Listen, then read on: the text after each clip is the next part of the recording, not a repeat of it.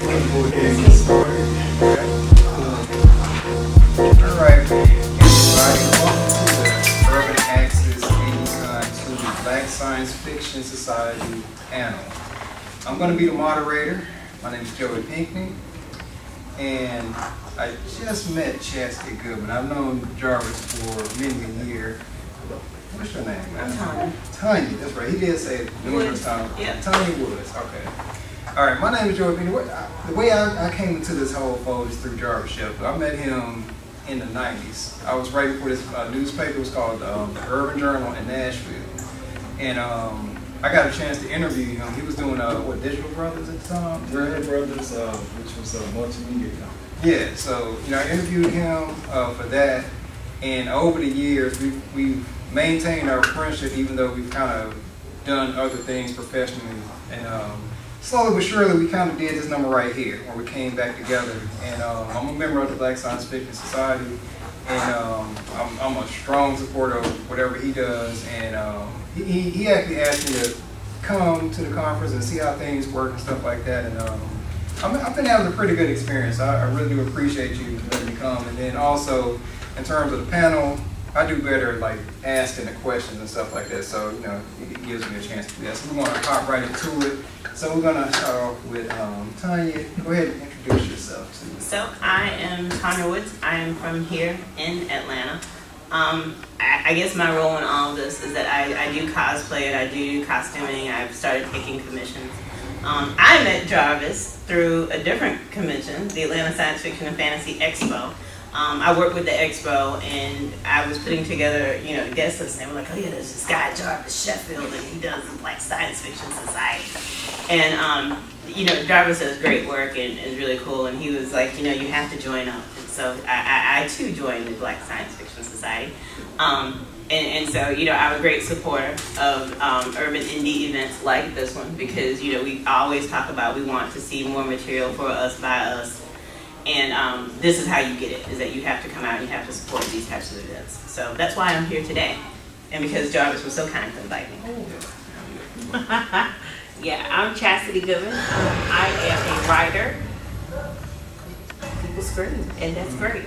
I currently have a book called Could I Really Be President? And I met Jarvis online while I was in college looking for stuff to do my thesis on. My thesis was actually on African Americans in science fiction, and I'm looking through the scarcity of sources. At least there was 2 or 3 years ago, and I'm hunting, and then I go, oh, there's this whole website with like everything in the world. And so yeah, that's how I met Jarvis, and he was like, oh yeah, do this and do this, and there's so many pointers on there about how to become self-published. There's authors, there's writers, there's sample work, there's everything. So it was a great experience for me to hop on there and kind of see and feel my way through Afrofuturism and really get my feet wet. And so then he invited me to come here, be on the panel, and I was like, yeah, I have nothing to do Saturday. I'll be there. Okay, and I want to thank everybody for all those kind words, but my name is Jarvis Sheffield. I'm the owner and creator of the Black Science Fiction Society. I'm an educator. I work in the library at Tennessee State University. He's also a Randy Jackson cosplayer. All right, let me know what the competition is. I'll be there. But I still run Digital Brothers, which is a multimedia company. We do web design, graphic design, web promotions, animation, and 3D. Both 2D and 3D animation. We also produce Genesis magazine, Genesis anthology. This is one of the anthologies where we have 24 stories from members of the site. They submitted the top stories and they made it into this book, where we run the show. We have superpowers and spaceships and robots and all kinds of stuff. In addition, we're doing a 3D animated movie called Her Squad. So that's pretty much what I do and who I am in a nutshell.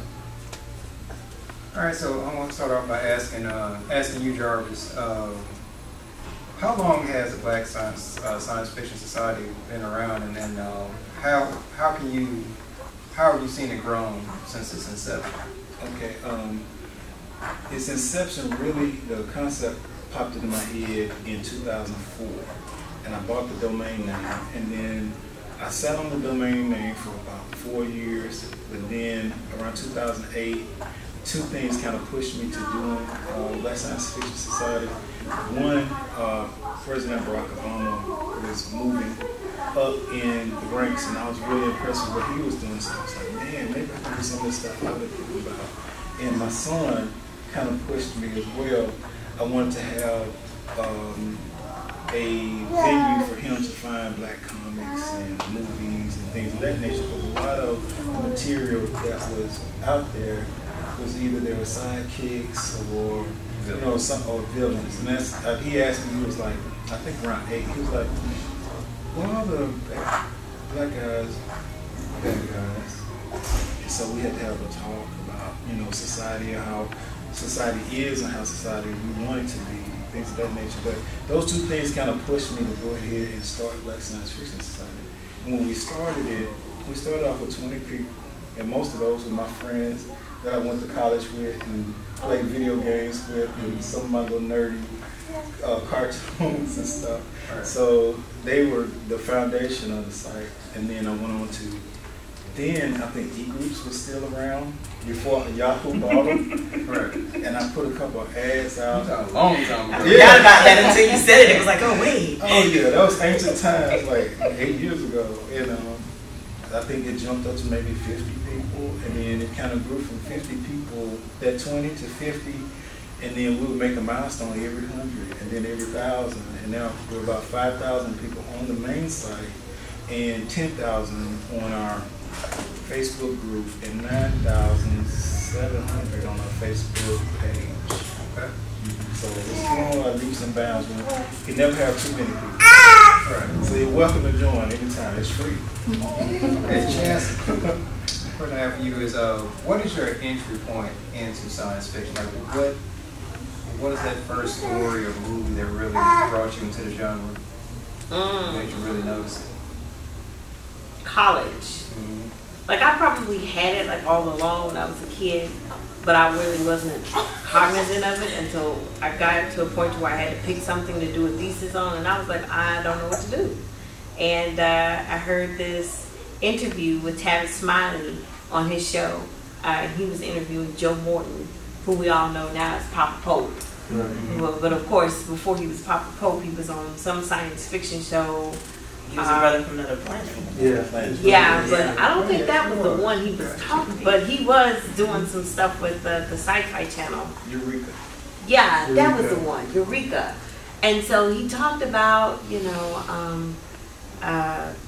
the comedian, the great comedian Richard Pryor, talking about how African Americans are always kind of left out of science fiction, or we're the first to die in these movies or horror movies because nobody sees us as useful in the future.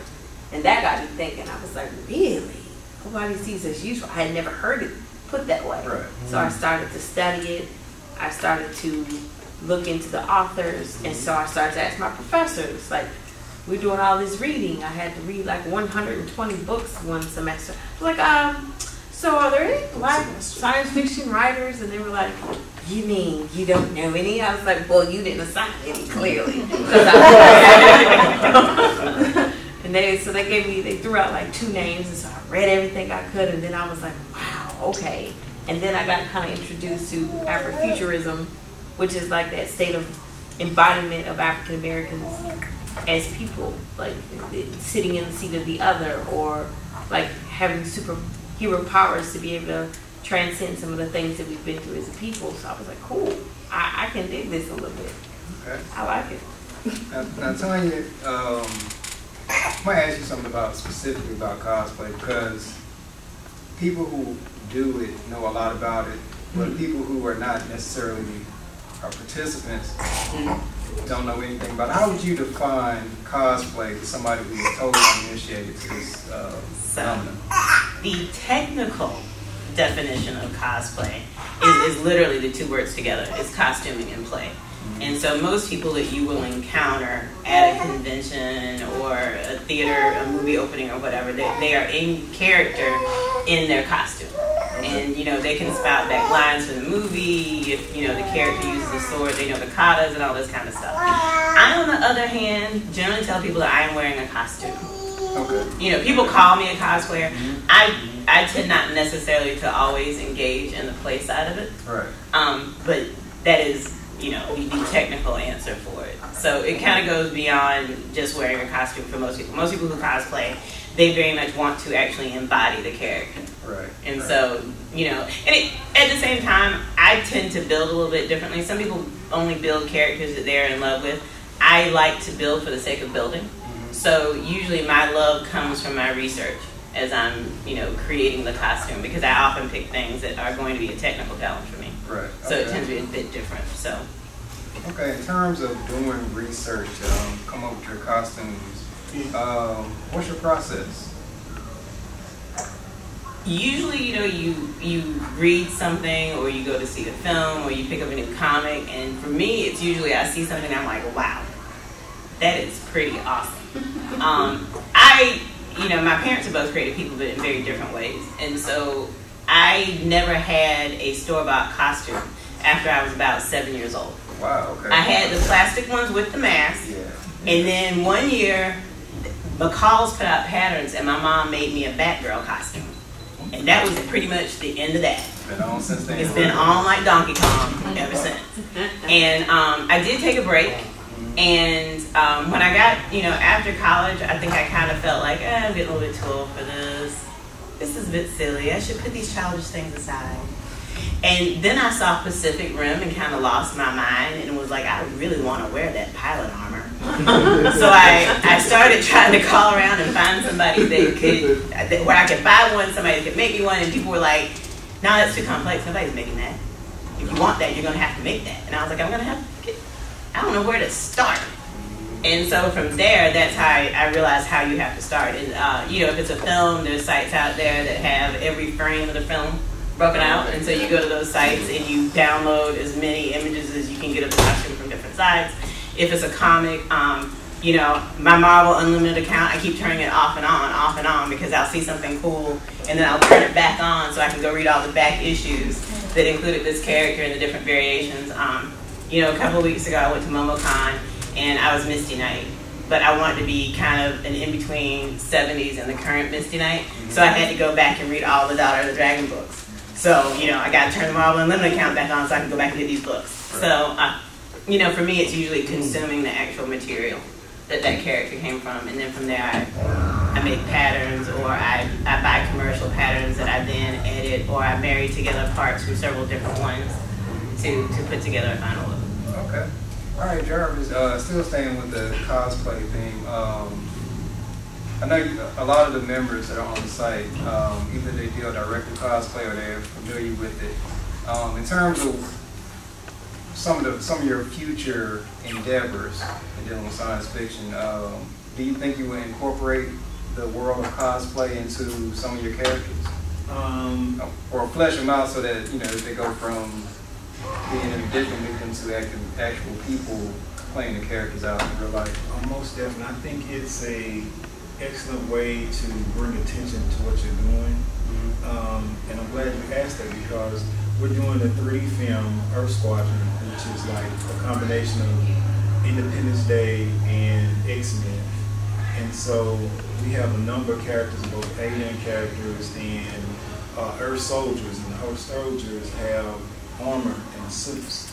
And I've already tapped Tanya to help out in the near future, hopefully next year, where we can work together and make a cosplay outfit so that we can help promote the movie by having one of the actual characters there walking around at the different events, talking and promoting the film. Okay. I'm going to take a step away from science fiction for a second. I'm going to give a plug to your book, Chastity. Could you tell us the title of your book and what inspired you to take this idea and see it to the end and actually have a physical book that you can share with people? Sure. My book is called Could I Really Be President? It's for families, like babies, elders, grandparents, everybody sit down and read the book together and then share experiences. What inspired that was my grandmother. She was kind of the fuel behind the finish, if you will. And I was sitting down thinking about my life and kind of the impact that she's had in it. And I thought about, man, my grandma just missed this big election, you know, of our first African American president. And I wonder what kind of conversations we would have had. I wonder what she would have said. So I reached down in my imagination and pulled this book out. And I kind of relived, well, I didn't relive it because it never happened, but I thought about what would have happened had she been here and imagine that as a little boy kind of traveling through that journey.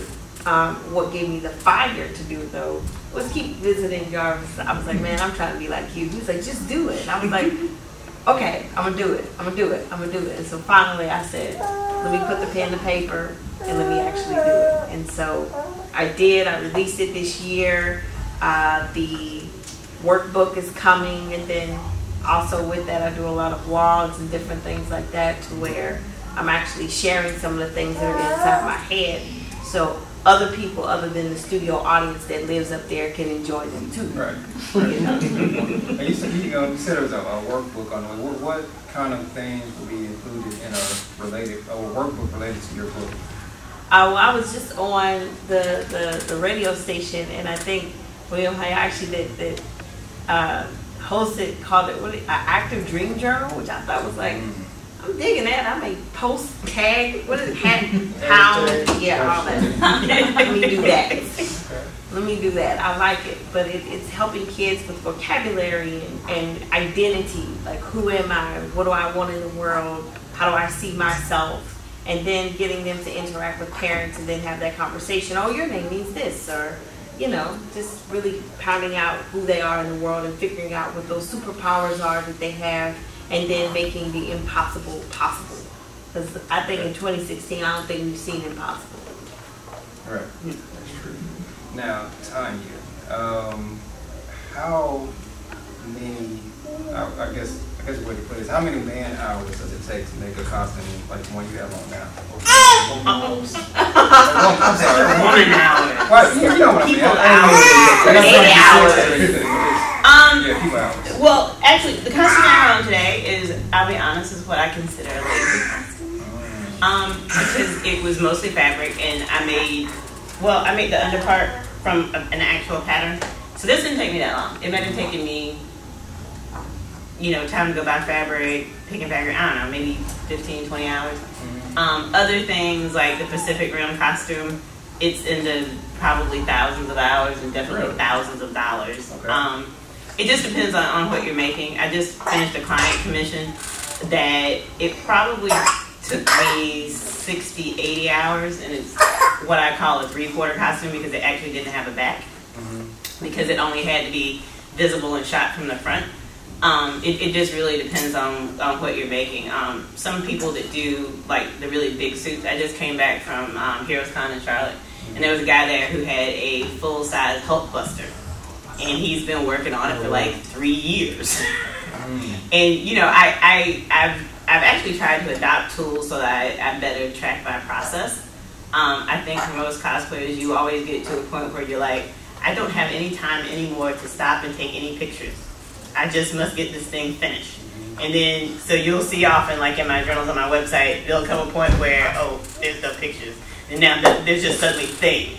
Right. Because you get to a point where you're like, I have to make the thing. So, when you're working on something that literally takes you years,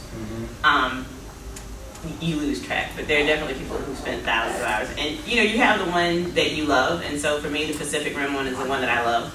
So I've gone back to it many, many times. IndyCon is here in Atlanta in August, and I do Lady Sankofa. And that suit is on like version 4.0. So it's several hundred hours in the making because it's been made out of different things. The very first time I made it was when I really didn't know what I was doing. It actually came out pretty good considering I didn't know what I was doing. But since then I've used different materials and different processes, and so like now I've very much gotten into using like thermoplastics and stuff like that. And so those you would think that you're actually going to save some time, but they can take even longer. So now, it just varies. When you dress up in costume as a character multiple years on end, do you rebuild that costume, or do you just add on to what you had from the previous year? You just rebuild the character? I am probably the worst sort of person to be involved with something like this because I'm very anal retentive. And so as I learn, I usually am unable to find what I did previously acceptable. Like I'll look at it and I'll very much want to keep it, but I'm kind of like, yeah, but I could make all of that so much better now. And usually I tell people, anytime you see me wearing something, there's probably 4 do-overs in a bin at my workshop. And so whenever my friends are like, that is really awesome, I'm like, come by the shop. There's enough pieces that you can cobble yourself together with. Because, I've got, 4 or 5 legs in a corner and 2 or 3 arms. So that usually isn't the case. But there's costumes that I've worn that they weren't actually complete, but only I knew that they weren't complete. There was a part missing, or there was some element that didn't come out quite right. And so sometimes I'll revisit those and I'll just add on to it. But generally I find myself rebuilding whole parts or the whole thing. Jarvis, what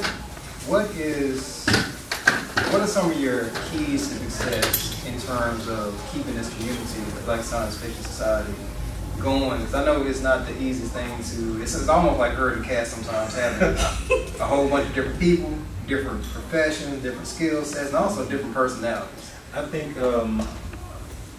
one of the main things is keeping in the forefront that it's not just me that's responsible for keeping the site going. It's really a community effort because you have videos, you have blogs, you have pictures that are posted up, you have events, and everybody that's a member of the site gets to contribute to that.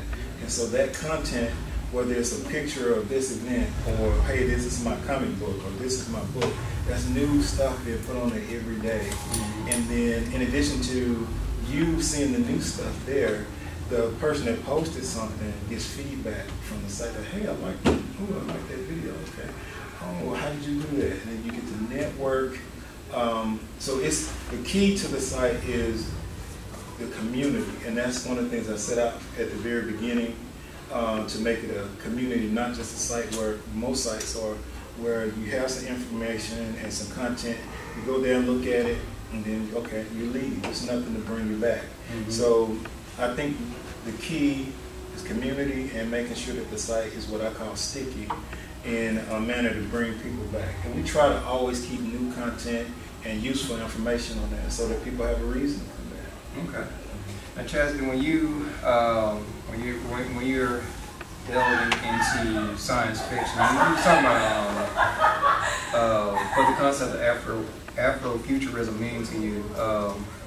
What is one scene out of either a movie or a book that has really struck a chord with you that really I guess inspired you to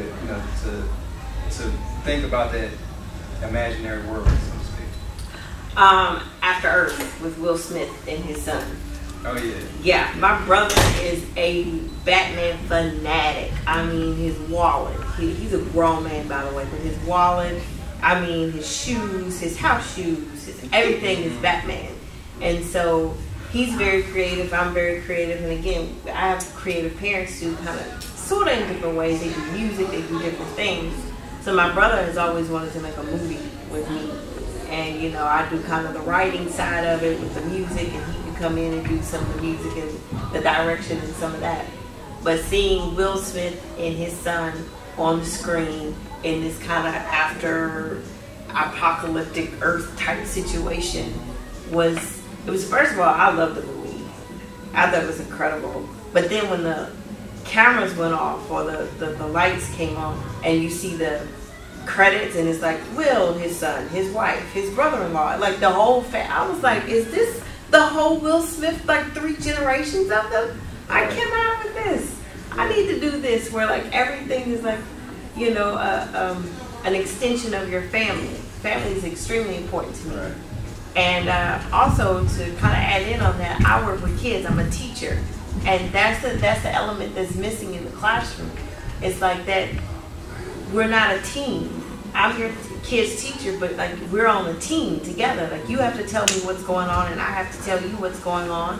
And because that teamwork is not there, I guess I know that I'm partial to things that promote family and they utilize family and they go back to that family culture that a child or an adult or a teenager or whatever the case may be can build on.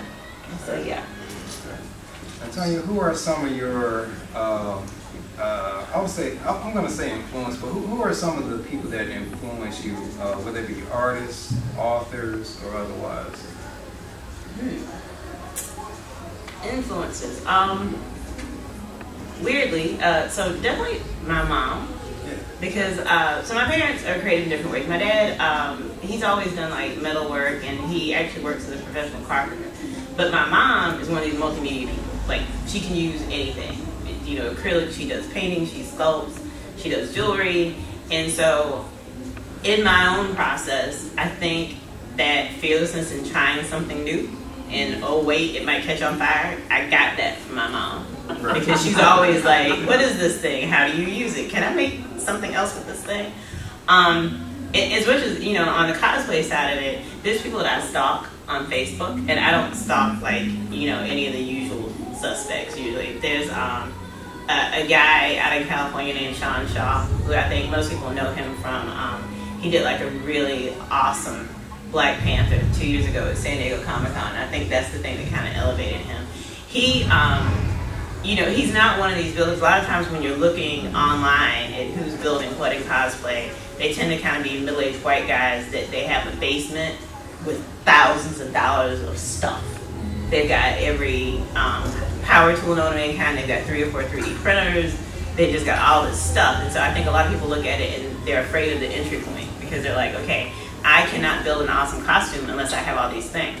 But I started watching this guy, Sean Shaw. He's a Black guy. He's in his mid-30s, I think. He's got 1 kid with cancer and another small child at home. And they live somewhere in, I think, like East LA.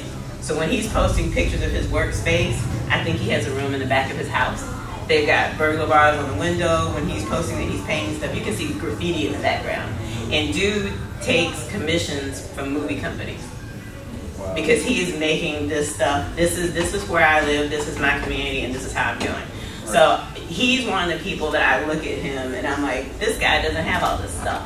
Right. You know, he sculpts a lot, he does a lot of casting and that kind of thing, and he's using what he has. And so for me to be able to actually begin building, it was much easier for me to look at someone like him and look at the work that he was doing on, you know, on kind of a limited budget in a small room. You know, he didn't have this Tony Stark basement. I kid you not, you online, and these guys are like, you know, hey, I'm Bill so-and-so, and I got this, and, you know, I'm not taking anything away from those guys. They're awesome too, but it can be very daunting when you're like, how do I do this, you know, without all this stuff? And, you know, you think you need stuff. And so, you know, I started following him, and there's I think she's German. Her name is Kamui Cosplay. And she is a woman, and she does lots of armor. And she was the first person I saw using like thermoplastics and stuff like that. And she started out just, I think, crafting stuff just to go to conventions, and she's kind of made it into a career for herself. So those are 2 people that I probably look to the most often, because both of them, she lives in like a studio apartment. So she's always, whenever she sands anything, girl has like maybe 500 yards of plastic. And she takes all this plastic up, and she's in what you know is her living room with like a belt sander. And she's like, yeah, so I'm doing this now. And you can see like, you know, the kitchen behind her. And I love that. And so those 2 people really are kind of my inspiration, because I'm like, you know, they're doing it with what they have in the space that they have. What was his name? Sean Shaw. And he will not, for whatever reason, he does, I don't think he even has a cosplay page. He just has his regular Facebook. And he'll be like, yeah, I couldn't talk about this thing, but here's the thing that I did for Bungie last week. And then he'll go back to doing like a costume for his kid. Wow. Yeah. Jarvis, what are some of your, what are some of the tools that you use to pull off what you do in terms of like the community group? You were talking about the movies that you're developing, and also like, you know, coming up with, you know, doing typesetting for it. But what are some of your tools that you use to actually pull this off? Okay, that could be a mixture of stuff. Actually, with the website, I use a database called Ning, and I'm using the 2.0 version. The new version, they have a new version now, but I like the second version so much I don't want to let it go. And so it has everything I want. So and it works. Yeah, it's functional, and I'm notorious about that. I won't go out and buy stuff just for the sake of buying. Oh, I got the newest stuff. I actually use what I have, and that does everything that I want. So until they tell me I can't use that, I'm going to keep using it. And so Ning as the database, and I still have Photoshop 7, or no, the CS1. I think CS1? I still have my own disk. I know. A disc? As in floppy? I still have a CD-ROM. I had to go buy one. My new laptop that came out, and I was like, what am I supposed to do? I'm not sure what they're up to, like CS7 or something, but I'm on CS1, and I use that to do my graphics because it's functional and it's paid for. Yeah. I mean, that's the two best things, right? That's the two best factors in having something, right? Most definitely. And so that covers pretty much the website. For the magazine, I use a company, two things. I use a company called, what is the name? Oh, Kablam Indie Planet. It's like they have two facets. So one part is Kablam and the other part is Indie Planet. So when we, I have one of the site members, he actually lays out the magazine. And once he lays it out, then we upload it to Kablam Indie Planet. And so we can have a physical printed out magazine, not just a website, it's a physical printed out magazine. I think we're up to 56 pages now. We started off with like 48, then we went up to 52, with 56 pages on each magazine. For that covers the print magazine. We use a site called JUMag, where you have that same PDF file from the layout of the book. You upload it to them, and it converts it to a payable and subscription system. You can set your price, and people have access to it like Kindle. So that covers the e-magazine portion of the magazine. We use, as for the radio show, we use a system called TalkShoe. And TalkShoe, everybody uses Blog Talk. I think that's like the most common one. But TalkShoe, they pretty much do the exact same thing, but they're free. And so I was like, should I use Blog Talk or should I use TalkShoe? Since I'm on a budget, I think I stuck. Use the free one that Yeah. works the same way. Yeah, so we have. Pay or not? That's the question. So we use TalkShoe to host our show every Friday night. That allows us to do a live broadcast just from a cell phone. And immediately, maybe 2 hours after the show airs, it's saved as a podcast, so you can download it, you can share it, you can do all that type of stuff. And with the book, that's pretty much Microsoft Word, and I'll edit everything in that I want, and I send it off to the copy editor, because we have like a team that does the copy editor, the cover person, and the layout person, and they're all members of the site as well. Okay. So that pretty much covers the technology, with the exception of, of course, using social media, which is both the Facebook page, the Facebook group, my main timeline, Twitter, Pinterest, and probably another 10 or 15 social media platforms. And one that I want to share with you, I find real interesting. It's called Scoop It, where it helps me out where I don't have to log into Facebook, Twitter, Pinterest, and there's another one I can't think of right now. But once I post on one item on Scoop It, I can send it out to all 5 of those sites at one time. So that cuts down on me having to log into each separate account and send the information out. So that's one tool that I use to kind of spread the word of what we're doing. You said Scoop It? No, Scoop It. Scoop, like S-K. S-C. Wow. S-C. S-C, yeah, Scoop It. Okay. All right. Yeah. We'll switch gears a little bit, and we're gonna step outside of science fiction once again, and I'm gonna start with Chad. I'm gonna ask all y'all the same question this go around, but I'm gonna start off with you, Chad. What is your creative environment look like? Like when you're sitting down and you're writing and you're making your book, and also you say you blog a lot too, right? Mm-hmm. What is this scene of like, do you have music playing, not? Do you have your favorite drink, or do you just tune in? So for you, what is your scene look like? What is your environment look like? I don't really technically have a creative process. Like okay, let me, like 6 M&Ms that are green and like this glass, like this, I don't do that. My favorite crystal. Exactly, let me put that right in my here. belly. You're like 6 inches to the right. Like I don't do that. Like What do you do? usually if a story hits me, Yeah. it'll happen at the most inopportune time, or while I'm doing something, or cooking, or eating, or in the kitchen, or driving. And it's like, boom, here's the story. And I'll see it, and I'll see all the characters, and I'll hear what they're saying, and I'm like, oh, okay, this is a great story, but I'm in, traffic. Yeah. So I'll write the story in my head, and then when I sit down to it, I'm like, okay, this is what happens, and I'll do it that way. I will use music. But it's not like R&B or hip hop. It has to be like that new movie music that's like in the background of something. I'm like, yeah, I can see this scene, and I'll write it this way.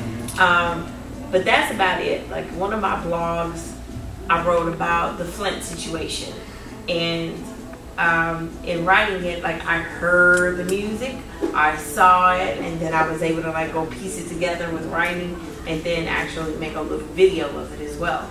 But that's about as complex as I get. Skittles, giving kids Skittles at Halloween party, and boom, there's the story. All right, let's save it in my little down, low place, and then when I get some time, I'll write it down.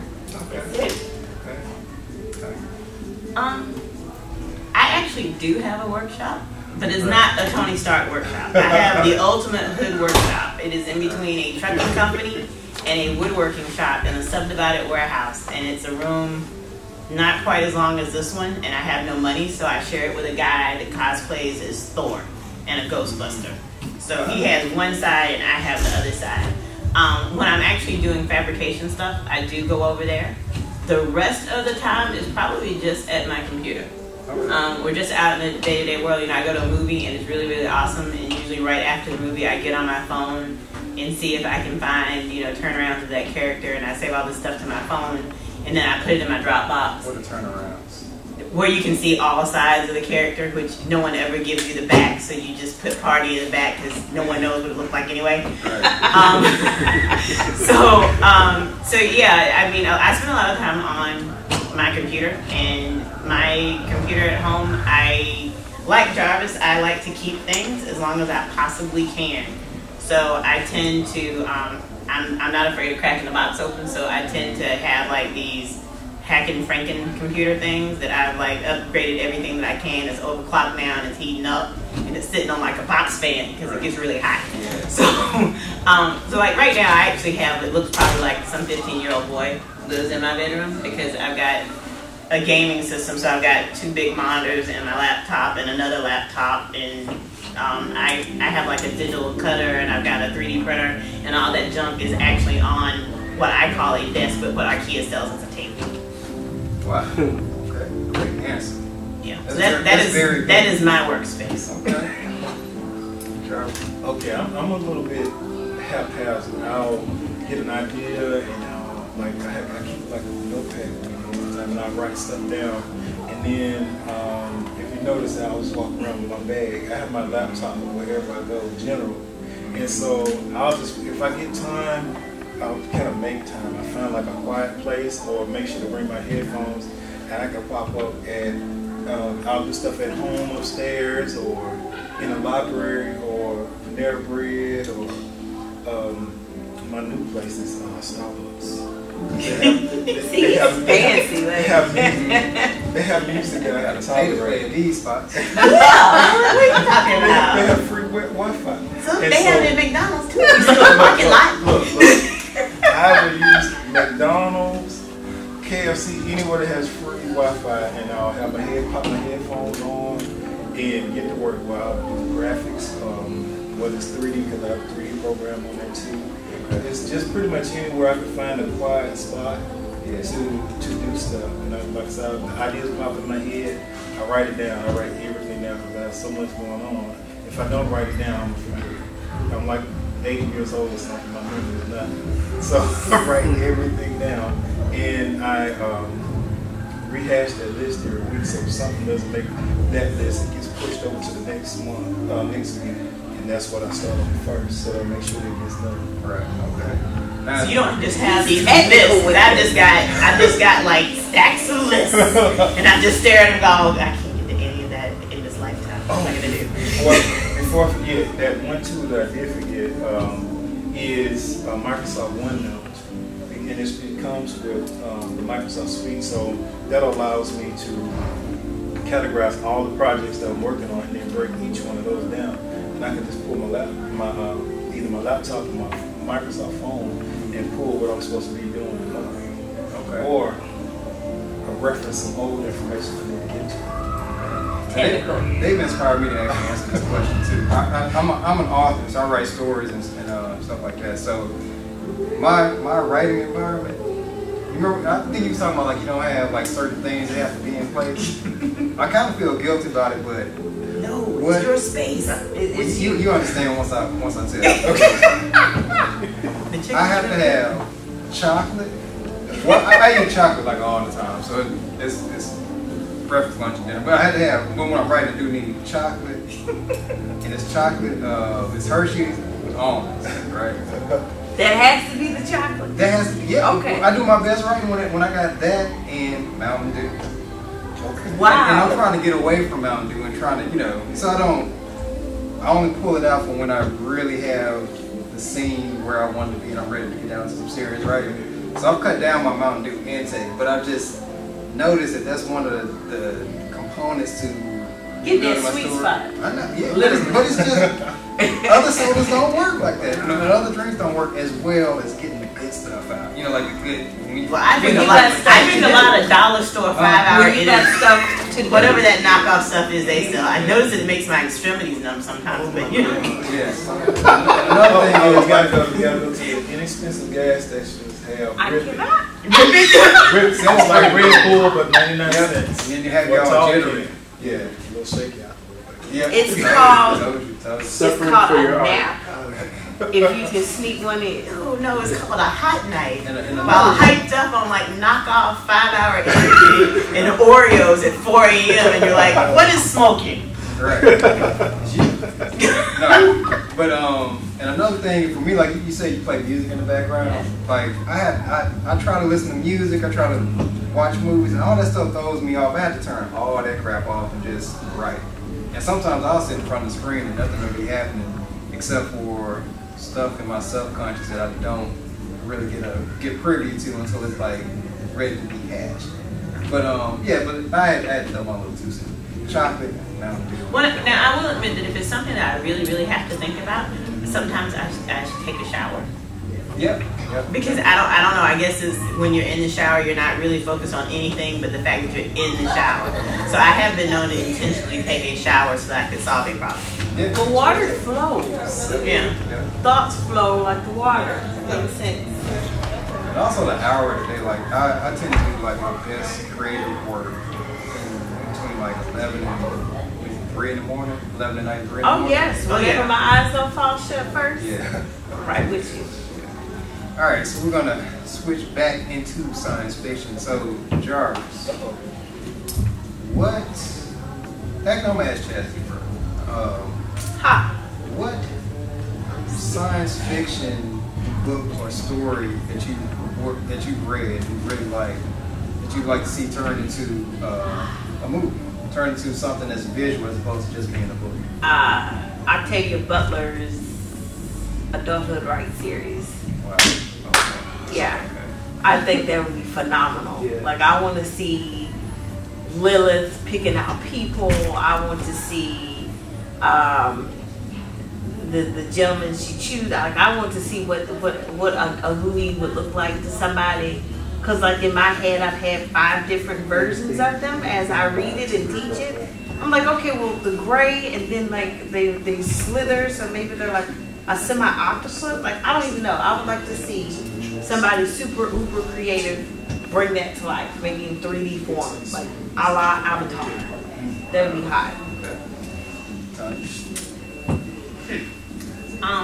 Probably the book that I really fell in love with was Joan Devine wrote this book called Scion, and I think I read the first Scion book when I was maybe 8th, 9th grade, but she would only write another book like every 10 years, and it seemed to coincide with points in my life. So I read that first book, I think, in the 7th or 8th grade, and the next book showed up like my freshman year of college.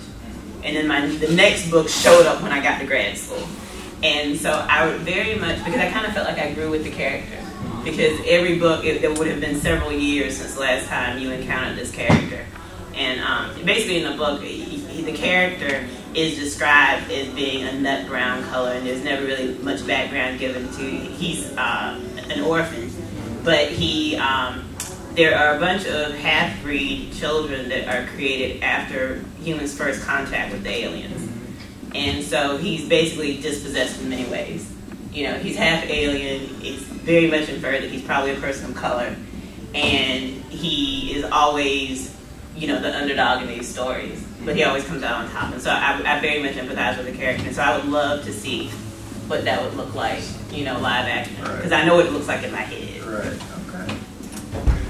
Okay, I'm gonna have to cheat a little bit. There are two of them that I really would love to see, and the first one I have to default back to, I think, the godmother of all of us sci-fi stuff that got me into this was Octavia Butler's Pattern Master series. To me, that would be like the equivalent of a people of color X-Men. I would love to see people with those powers. Doro and all of, I would love to see that. And the second one is one of the site members, and he also hosts a radio show on Friday. Weeb Hayashi has a trilogy called Discovery, the Discovery series, where black people have been living on the dark side of the moon since the beginning, since before Neil Armstrong.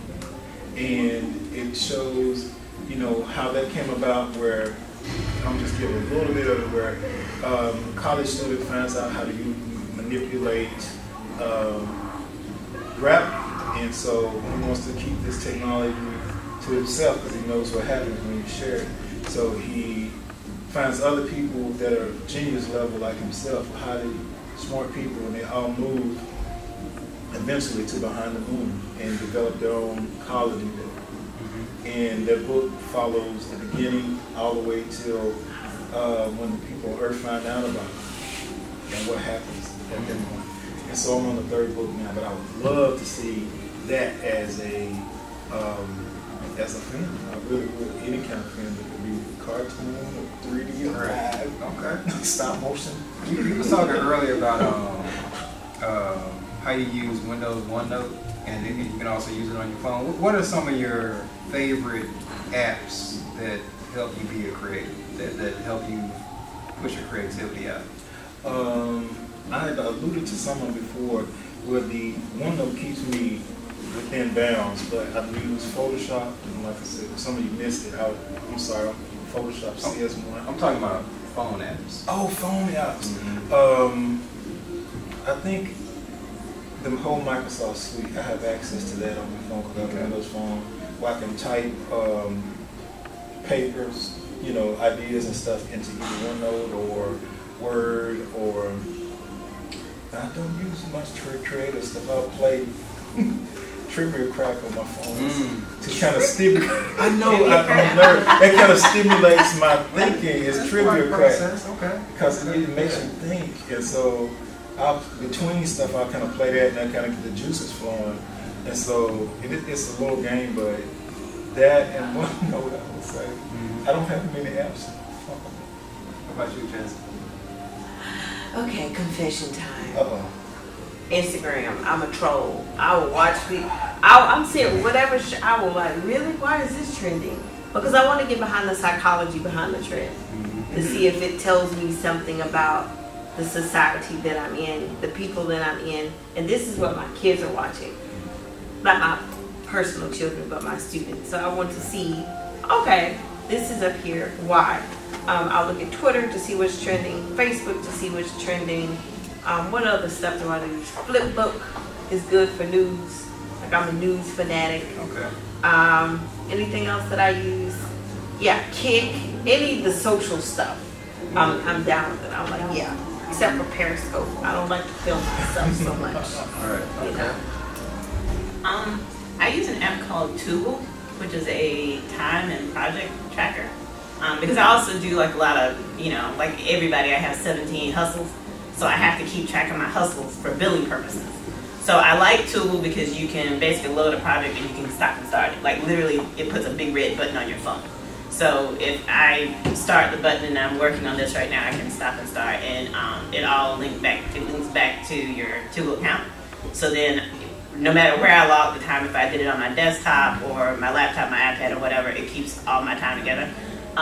For the purpose of the costumes, it's hard to do commissions without having a good idea of how long it's going to take you to fabricate. So I've been using it to kind of track my own fabrication speeds. So yeah, that and Dropbox is my favorite thing because I'm forever telling people, put that in my Dropbox, or I put things in my Dropbox. I take a lot of photos with my phone, whether it's just, I go to Home Depot and I'm considering buying something, I'll take a photo, I'll take a picture of the tag to see if I can't find it cheaper somewhere else. I don't want to keep all that stuff on my phone and then lose it, so I put it in my Dropbox. And so those are probably my two favorite apps. Jarvis, what do you feel like are some of the barriers in genre science fiction that need to be overcome, and also that you overcome with your community society? Oh, some of the barriers are in participating in it. Sometimes it can be financial. I might not have the money to fly to San Diego to go to one of the con. Right. Things of that nature. So I've learned to kind of plan ahead and come to different cons like IndyCon, going like this, and still be able to spread the word about what I'm doing, but have the maximum return on investment. One of the other barriers is, I would think, time. Forcing yourself to make the time to do the stuff that you want to do, because if you make, I don't have time. It's 24 hours in a day, and I've gotten past that. So I tell people now, if you take an hour a day and work on whatever project, whether it's a comic book, artwork, or a book, at the end of the month, that's 30 hours. It's like you've sat there for a week and worked on your project. And so that's another one. I guess that would be priorities too. But most of the barriers, I would think, are self-imposed. Okay. Chastity, what is your process for handling creative block? If I don't feel it, I don't force it. Let the force be with me. Like, when it comes, I'm like, here it is. That's the best diet to go on. So you know how people say, if you're not hungry, don't eat? Yeah. In them pants, it's my thing. If I don't feel it, I'm not trying to write it. Because I think that, for me at least, when you're reading something, to me it'll come across. I think some of the most beautiful prose I've ever written, I've ever read, would be probably Zora Neale Hurston, who is not exactly science fiction, but I think that when you read her stuff, like you could tell she was feeling this character, like their eyes were watching God, and some of those writings, like you can I feel that, and that's what I want you to get from whatever I write. Like, dang, I feel that, like in the heart, in the gut. Okay. So if it's not there, then you don't push it. If the fire's not there, I don't push it. Okay. Now tell you, if you had an unlimited budget and unlimited access to all the tools that you can get your hands on, what would be that ultimate costume that you would build? Places that I stalk that I fear that I will never tread is like the big builder groups. So it would probably be something like Evangeline 01, something like that. It would be one of the big mech suits that was like fully operational though. It would have to have like guns that actually work and flip and all the lights, and I'd have the construction stilts, so it would really be 12 feet tall and all of it with sound effects. You want real guns on there? Yeah. Why not? The lights are real, might as well have the guns real. Why not? You got a limited budget. I have an unlimited budget, and I can sell it to the feds later. It's just a prototype. Yeah, from jail. But you know they let people out. If they like what you're doing, they'll let you out and give you a job. So Right. I work with those people at work. So yeah, I know it does work that way. Wow. Okay. I'm gonna pose this question to everybody, so I guess you can start off with the answer. If you could go back in time and talk to your, let's put you back in 12th grade. Your 12th grade you, the 17, 18-year-old you. What would you tell you to help you become a better creative person? Like, what would you tell you to pull that creativity out to you to even a higher degree? Mommy and daddy love you, but they are from a different time. So the information that they're going to give you about career choices is based on their current experience with what it means to work and earn a living in the world. Yeah. If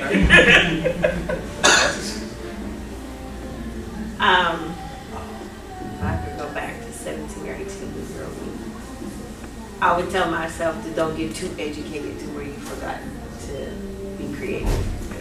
Don't get too educated. Yeah. That's a tough one, but I would think I would encourage myself to do whatever you have, whatever that you want to do, you can do it. Make sure to stay focused and follow through. Those are, I think those, know that you can do things that are not in front of you. Stay focused, and with that focus, you got to follow through with whatever it is. Okay. How much more time we got? Anybody know? I believe it's technically 5 minutes. Is that Yeah. right? Oh, okay. So we've got 5 more minutes. Does anybody have a question for anybody on the panel? None? Come on. I know somebody got something. Nothing. Yes, sir. Are you a Jedi Knight or a Sith Lord? I am a gray Jedi because not all Jedi believe that you can have balance in the Force with only the good side. So you're straddling your fence. Nothing wrong with that. Okay. I am Mace Windu, and what? No, seriously. Well, I mean, Mace Windu is one of the characters that they talk about. You know, there's always the ongoing fanboy argument of if there is really a such thing as a great Jedi. And so Qui-Gon Jinn, Mace Windu, even Yoda to an extent, are some of the characters that they say, but there are times when they embrace, you know, the opposite sides of the Force. And that includes things like, you know, just passion, anger, revenge.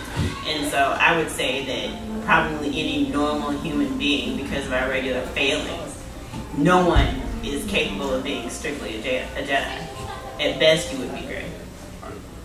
That's my story. I'm sticking to it. All right. Well, I'd like to thank all of y'all for sitting in and watching us do this panel. Make sure you get everybody's contact information. They got the cash, buy some of their wares, get the business cards and stuff like that. And Jarvis, I really do appreciate you doing everything, like from organizing the community to keeping it running to like pulling us all together and stuff like that.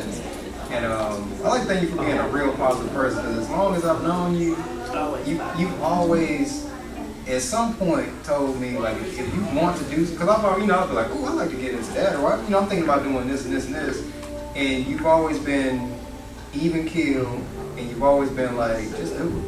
If that's what you want to try, instead of wanting, and basically what you're telling me is instead of wanting to do something, just go ahead and start the process. Take those baby steps and do it. So I want to thank you. I want to thank everybody out here who listen. Thank you other panelists. It's great. It's great to meet y'all too.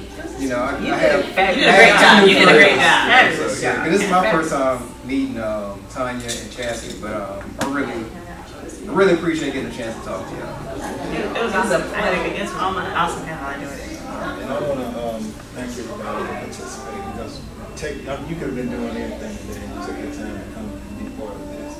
And then also, I get encouraged by seeing you all. So y'all don't know it right now, but I'm blushing. So all these kind words that they've said, but they're heartfelt. I think you are. I really do. Because like it's a community. If it wasn't for individuals like y'all, it wouldn't be a productive website. Concludes our panel, and enjoy the rest of the conference. Hey. Thank you all.